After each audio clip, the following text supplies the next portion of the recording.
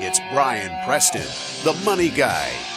We do illustrations. I talk about it, the economics teacher who told me I could be a millionaire. Right. You know, and we're always trying to figure out, by the way, I just cut off a story.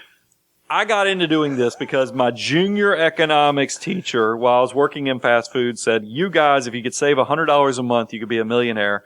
And a light bulb went off. And that's what I want to create for you guys. I sure hope that I can create the same type of excitement. But we have a lot of dialogue when we do 401k presentations.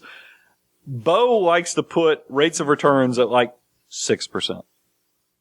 I like to put rates of returns on these educational, motivational type things of 10%. Right. You're very good and conservative. I like to, under promise, over perform. But I think when you're trying to motivate, it's good to show what growth can do, what that army of dollar bills can do. Well, I liked on First Trust illustration here is that it has the average annual total return since 1926. So for the we're S&P almost got 500. 100 years of data in this thing. It's 10.16.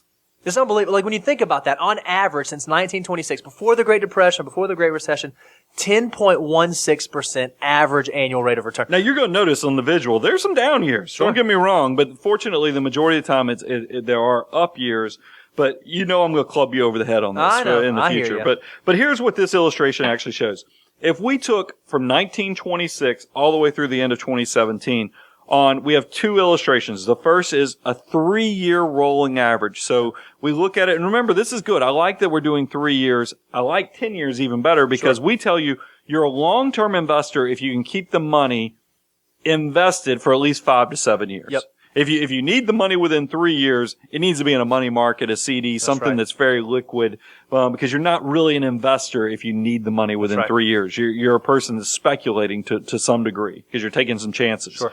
But what this shows is, and I'm just going because you're going to see the data. It says in the 93-year periods from 1926 to 2017, just 15 of those 3-year periods had a negative rate of return.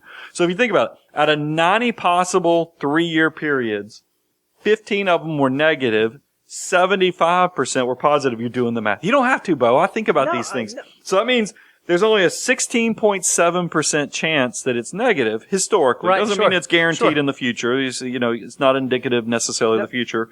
But 83.3% of the time, it's positive. If you look at this on a rolling 3-year period. If you go to 10 years. Okay. Look what it does to the numbers. Same thing in the 83 10-year periods. From 1926 to 2017, just 4 periods had a negative rate of return. Hold on, I'm sorry, say that again. So, 83 chunks of time from 1926 until 2017, 83 10-year periods in there.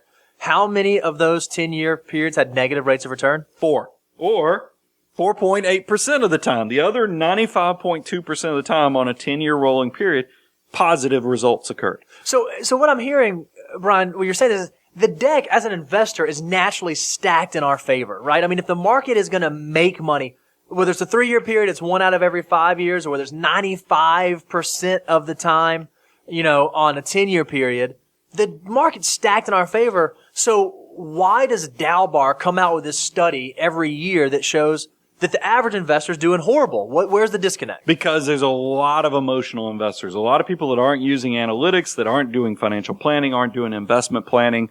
They're just kind of floating out there in the wind and letting the groupthink of the time and the financial media as well as the news media and others that are trying to keep your eyeballs on the screen and on their papers more so than ensuring you're protected financially. Those things are creating noise and distractions for you.